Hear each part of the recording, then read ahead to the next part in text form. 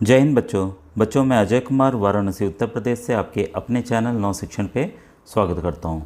बच्चों ये देखिए श्रेष्ठा योजना की नई गाइडलाइन है जो कि जारी की गई है एनटीए द्वारा।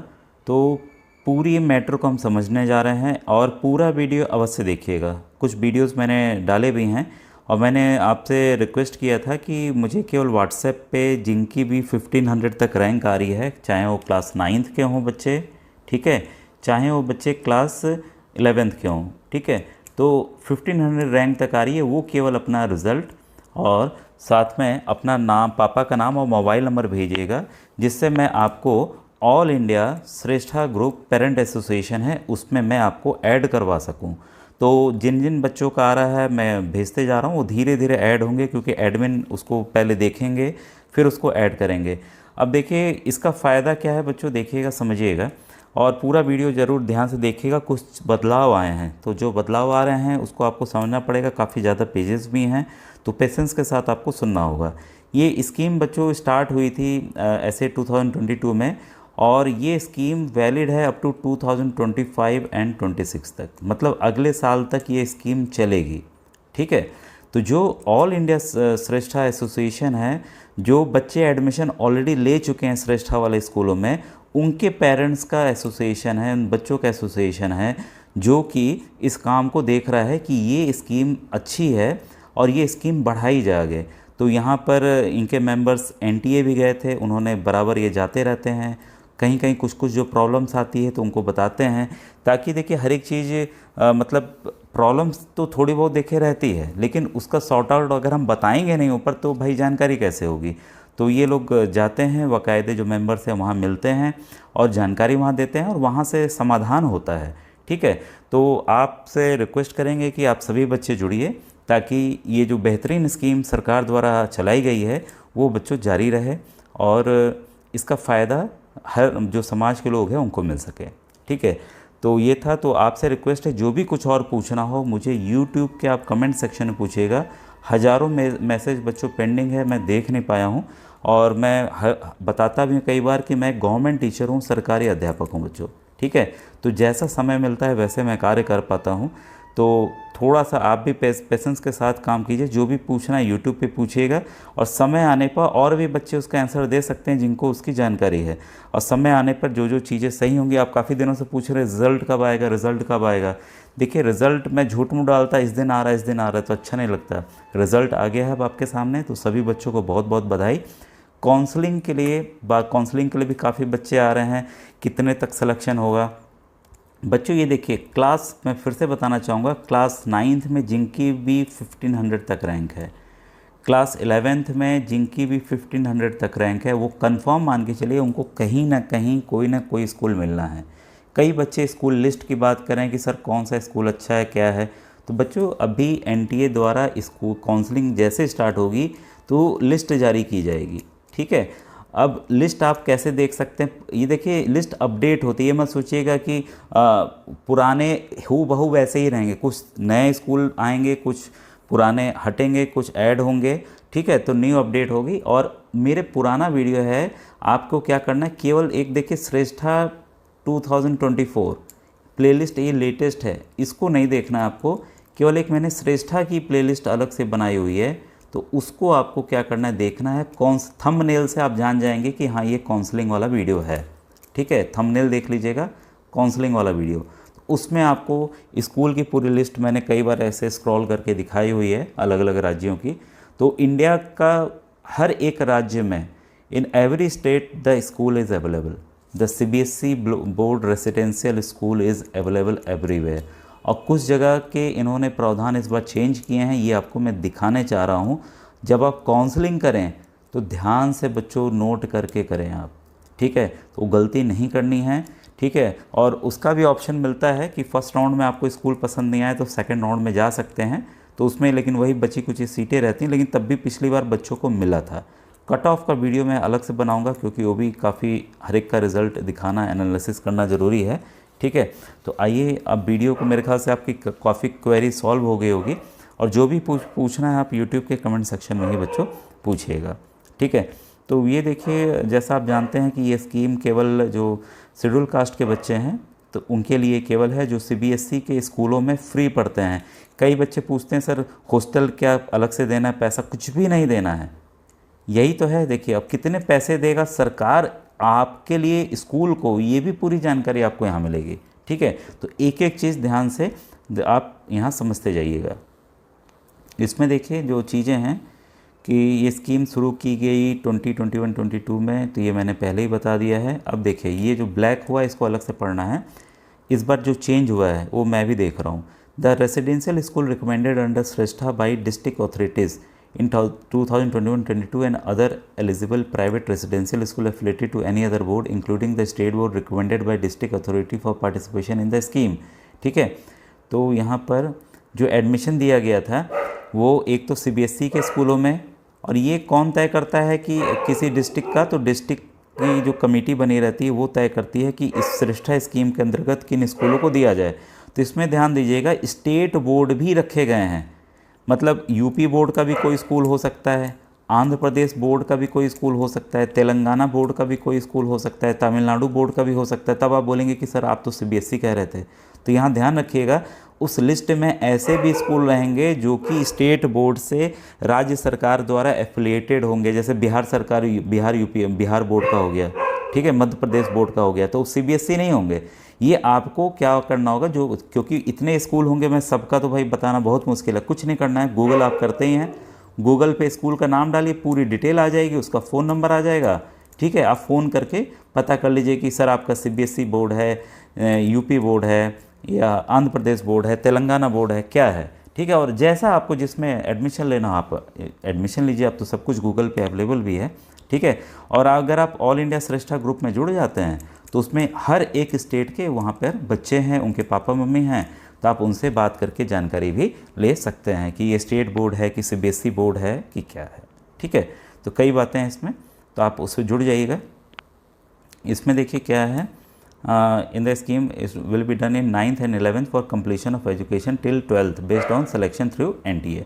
तो एनटीए के थ्रू जिनका सिलेक्शन होगा 9th और 11th में वो 12th तक फ्री पढ़ने वाले हैं। ठीक है, अब देखिए इसमें कहा है कि पोस्ट मैट्रिक जो स्कॉलरशिप मिलती है टॉप क्लास एजुकेशनल स्कीम, ये आपका फर्दर जो है कंटिन्यूड इसमें रहेगी। इसमें सिलेक्शन ऑफ स्कूल्स देखिए और सीबीएसई के डाटा के हिसाब से लिया गया है इसमें, जो कि अच्छे रहे हैं और सभी स्टेट बोर्ड और सभी रहे हैं इसमें। तो ये क्लियर हो गया। अब देखिए इसमें जो स्कूल का क्राइटेरिया, स्कूल को किस आधार पर सेलेक्ट किया गया, कम से कम 5 साल पुराना हो। ठीक है, बच्चों की पासिंग परसेंटेज 75% हो 10th और 12th में, उससे कम ना हो। ठीक है, और उनके पास एडिक्वेट इंफ्रास्ट्रक्चर हो एडमिशन के लिए, मतलब रहने के लिए हॉस्टल वगैरह ये सब वगैरह हो। ठीक है, कम से कम 10 एडिशनल एससी स्टूडेंट्स के लिए होना चाहिए क्लास 9th और 11th, तभी वो स्कूल सेलेक्ट होंगे, नहीं तो नहीं होंगे। ऑलरेडी देखिए जो बच्चे पेमेंट दे के 2 से 3 लाख रुपए दे के पढ़ रहे हैं वो तो पढ़ते रहेंगे। ये एडिशनल की बात ये है कि अगर आप कम से कम 10 बच्चों को लेंगे अपने यहाँ, तब हम इसमें आपको शामिल करेंगे, नहीं तो नहीं शामिल करेंगे। ये मत सोचिए कि इसमें स्कूल का भी फ़ायदा है। ठीक है, तो ऐसे ही स्कूल पार्टिसिपेट नहीं कर रहे हैं, पूरा आप ध्यान से देखिएगा। The school will be required to give, अब जो भी स्कूल इसमें सेलेक्ट होंगे उनको कंसेंट बढ़ना होगा। ऐसा नहीं कि एनटीए बोला अच्छा जाइए आप इस स्कूल में जाइए, उस स्कूल में जाइए, ज़बरदस्ती भेज देगा, ऐसा कुछ नहीं होगा। स्कूल जब अपना राजामंदी हामी भरेगा, यस हमारे यहाँ भेजिए, तभी वो काउंसलिंग के लिए इस स्कूल का नाम आएगा। ये क्लियर हो गया। अब इसके बाद देखिए जो इम्पोर्टेंट है वही मैं करूँगा, क्योंकि बहुत ही बच्चों ये लंबा है। ठीक है, और क्राइटेरिया हम लोग जानते हैं 9th और 11th के लिए। हाँ, पेरेंट का क्राइटेरिया 2.5 लाख रुपए पर एनम होना चाहिए। अब देखिए कई बच्चे कहेंगे कि सर क्या क्या, इसके लिए मैंने सर्टिफिकेट्स की लिस्ट लास्ट ईयर पूरी बताई हुई है, वो सब आप तैयार करके रहिए। ऑलरेडी मेरे ख्याल से आपके पास आय प्रमाण पत्र, कास्ट सर्टिफिकेट, टीसी, मार्कशीट, काफ़ी कुछ होगा। कुछ बच्चों की देखिए क्वेरी थी कि सर हमने 9th में एडमिशन ले लिया, अब हम क्या करें। भाई सही बात है, आपका जो सेशन है आपने मार्च तक पढ़ा, ठीक है, तो भैया अब तो ये महीना आ गया आपका जून, जुलाई के लास्ट तक या अगस्त में आप अपने स्कूल में जाएंगे, भाई इतने महीने तो पढ़ेंगे ही ना। ठीक है, तो आपको परेशान नहीं होना है, जहाँ पढ़ रहे थे वहीं से टीसी ले लीजिए। कंफर्म हो कि हाँ भाई आप वहाँ एडमिशन लेने जा रहे हैं, तब टीसी वगैरह लेके जाइएगा, या टीसी अभी छोड़ सकते हैं, बाकी चीज़ें जमा कर दी, नेक्स्ट राउंड में जाएंगे तो कर दीजिएगा, ऐसा भी कर सकते हैं। स्कूल दिखाइएगा। ठीक है, तो काफ़ी कुछ डिपेंड करेगा। देखिए ये कह रहा है कास्ट और इनकम सर्टिफिकेट अपलोड करना होगा। हाँ, पहले ही आप लोगों ने अपलोड भी कर रखा है, ठीक है। अब आइए कुछ और चीज़ें जो इम्पोर्टेंट हैं। हाँ, अब ये देखिए, ये सबसे बड़ी इम्पोर्टेंट चीज़ है। The tentative number of seats for fresh admission for year up to 25-26। ये 25-26 तक के लिए ये सीट की क्राइटेरिया है, आपके सामने है, ठीक है। हम 2024-25 की बात करेंगे। क्लास 9th में 1500, क्लास 11th में 1500, टोटल 3000। मैं जो बार बार बता रहा था कि 1500 रैंक तक के बच्चे सेफ़ हैं, उनको कहीं ना कहीं मिलना है। अब एक और चीज़ बता दें, जो 2000 रैंक ला रहे हैं वो मायूस ना हो। लास्ट ईयर जो मुझे याद आ रहा है 2400 तक एक आखिरी बच्चे का मैसेज आया था कि सर मेरा सिलेक्शन हो गया, ठीक है। अब कहाँ हुआ, कितने पास हुआ, दूर हुआ, इसकी जानकारी नहीं है, ठीक है। तो काउंसलिंग में हर एक बच्चा पार्टिसिपेट करे जिसकी 4000 रैंक आ रही है। अगर वो दूर जाना चाहता है, आप दूर के स्कूल भर दीजिए, आपका सेलेक्ट वहाँ एडमिशन हो जाएगा। लेकिन सोच समझ के भरिएगा कि आपको वहाँ पढ़ना हो, ठीक है। कि ऐसे ही नहीं कि हम पानी के लिए हम भर दें वहाँ देखा जाएगा, ऐसा नहीं, ठीक है। तो जानकारी लेके ही काउंसलिंग में पार्टिसिपेट कीजिएगा। अभी मेरे ख्याल से एक सप्ताह, अभी नोटिफिकेशन आज या कल में आ जाएगा काउंसलिंग का, कैसे क्या क्या करना है, और स्टार्ट हो जाएगी। तो काउंसलिंग में हर एक बच्चा पार्टिसिपेट करेगा। काउंसलिंग के फिर से वीडियोस आप लास्ट ईयर के उसको ज़रूर देख लीजिएगा। अब देखिए साफ साफ बता रहा है कि किसी वजह से अगर मान लीजिए यहाँ 1000 बच्चे ही एडमिशन लिए, तो भाई जो 500 सीट है वो इधर को शिफ्ट हो जाएगी, यहाँ 2000 हो जाएगी। इसका उल्टा यहाँ पे 1400 बच्चों ने लिया तो 100 शिफ्ट इधर को शिफ्ट हो जाएगी। तो ये टेंटेटिव है, एग्जैक्ट नहीं है कि नहीं हम इतना लेंगे ही लेंगे, ठीक है। ये क्लियर हो गया। अब इसमें क्या है, हाँ देखिए इसमें साफ साफ कहा गया है, once the school is selected by the student the school would automatically and without any further test admit the student. आपका सिलेक्शन हो गया एनटीए के द्वारा, स्कूल कोई भी टेस्ट नहीं लेगा, आप तुरंत जाएंगे, डायरेक्ट आपका एडमिशन होगा। क्लियर हो गया।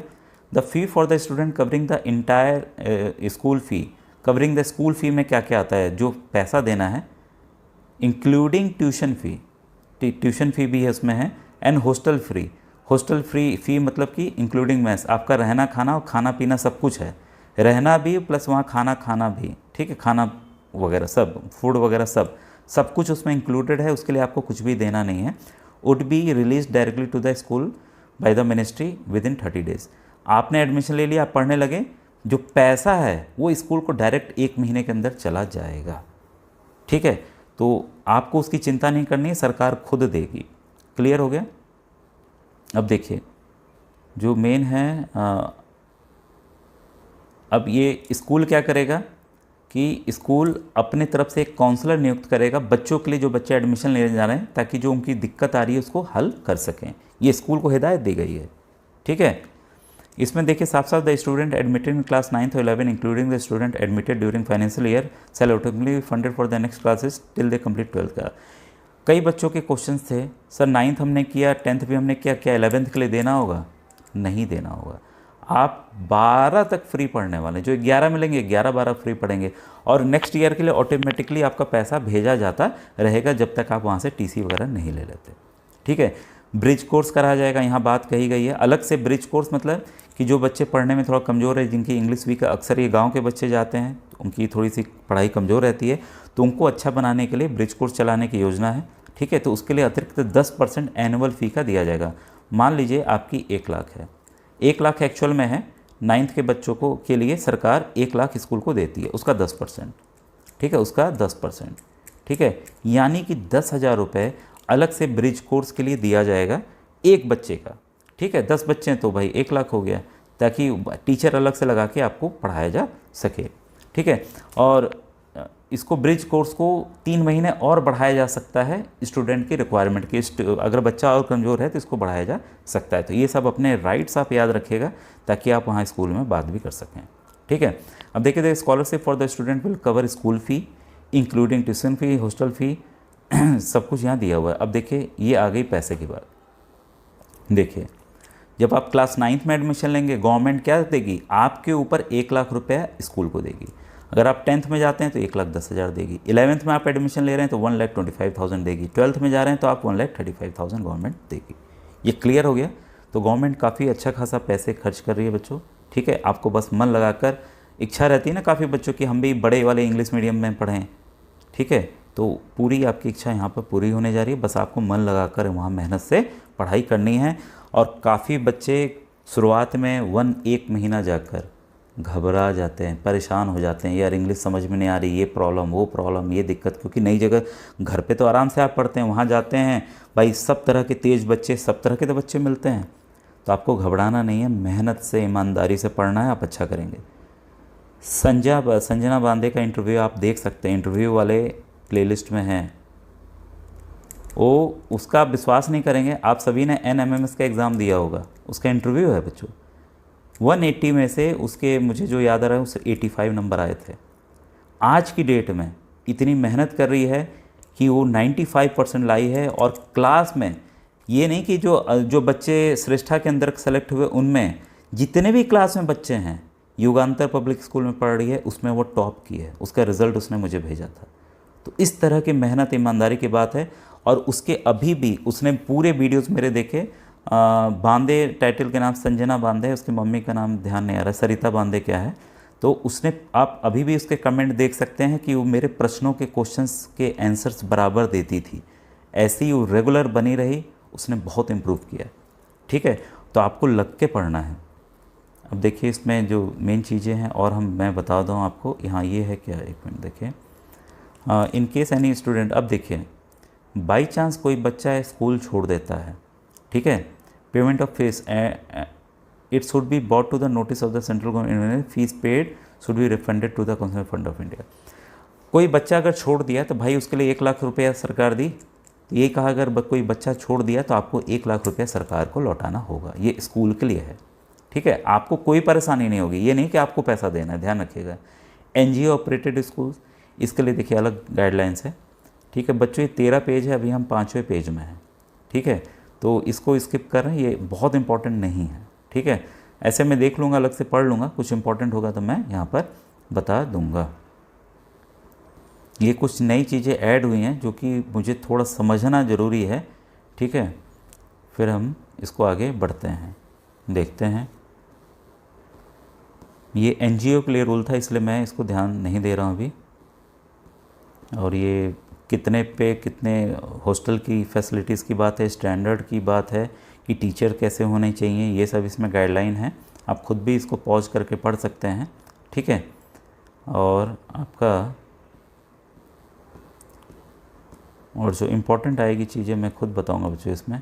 एक्सपेंडिचर एंड अकाउंट, ये बाकी स्कूल से रिलेटेड है, हमें इस पे नहीं जाना है बहुत ज़्यादा, ठीक है। और ब्रिज कोर्स के बारे में है, तो ब्रिज कोर्स में देखिए क्या क्या कराया जाएगा, यहाँ दिया गया है। The bridge course will address the weak points of the student and enhance his knowledge and personality to make him a model student, ताकि उसको एक मॉडल स्टूडेंट बनाया जा सके। और क्या क्या ब्रिज कोर्स में, ये क्लास 9th के लिए है, ठीक है। क्लास 8th की पढ़ाई, English speaking, recitation, book reading, basic grammar, essay writing, comprehension, debates वगैरह में mother tongue same as English, third language जो भी लेना हो, ठीक है, उसमें आपको पारंगत कराना, ठीक है। बाकी साइंस में ये देख लीजिए, अरिथमेटिक, बेसिक कॉन्स्टिट्यूशनल्स में, ठीक है, ये कंप्यूटर का है, पर्सनालिटी डेवलपमेंट का है, सिविक्स का है, जनरल नॉलेज का है। ये सब चीज़ें आपको ब्रिज कोर्स में कवर कराई जाएंगी क्लास 9th के लिए। देखिए नए पॉइंट्स जुड़े हैं, ये पहले नहीं था। ये क्लास 11th के लिए कॉमन फॉर ऑल स्ट्रीम्स। आप स्ट्रीम लेंगे अलग अलग, कोई कॉमर्स में जाएगा, कोई आपका साइंस लेगा, ठीक है, तो अलग अलग है। तो इंग्लिश के लिए अलग हो गया, पर्सनालिटी डेवलपमेंट अलग हो गया, जी के अलग हो गया। ये सभी बच्चों के लिए कॉमन है। ये ऐसा नहीं है कि साइंस वाले और अलग वाले बच्चों के लिए अलग अलग है, ठीक है। और इसमें देखिए साइंस स्ट्रीम में आपका फिजिक्स हो गया, फिजिक्स में ये टॉपिक हो गए, केमिस्ट्री में ये टॉपिक हो गए, ठीक है, मैथमेटिक्स में ये वगैरह टॉपिक हो गए पूरे, कंप्यूटर साइंस में ये टॉपिक हो गए, ठीक है, ये पूरे कवर होंगे। जियोलॉजी में ये टॉपिक है, बॉटनी में ये हो गए। अब आर्ट स्ट्रीम, जो ह्यूमैनिटीज़ लेंगे उनके लिए पूरा ये कवर होगा, जो कॉमर्स लेंगे उनके लिए ये पूरा कवर होगा, ठीक है। तो ये सब चीज़ें थी। और बाकी है details of non recurring grants, ये बाकी ग्रांट्स के बारे में है। तो ये बच्चों देखिए पूरी डिटेल थी जो मैं आपको बताना चाह रहा था। जो श्रेष्ठा योजना के अंतर्गत जो नई गाइडलाइंस जारी की गई हैं वो इस प्रकार थी। अब मेरे ख्याल से आपके जितने भी क्वेरी हैं वो आपकी सॉल्व हो गई होगी। और कोई क्वेरी हो तो यूट्यूब के आप कमेंट सेक्शन में ज़रूर लिखिएगा बच्चों, ठीक है। काउंसलिंग के लिए वेट कीजिए, परेशान ना हो, कुछ ही दिन में काउंसलिंग आपकी स्टार्ट होने वाली है। ठीक है बच्चों, थैंक यू वेरी मच।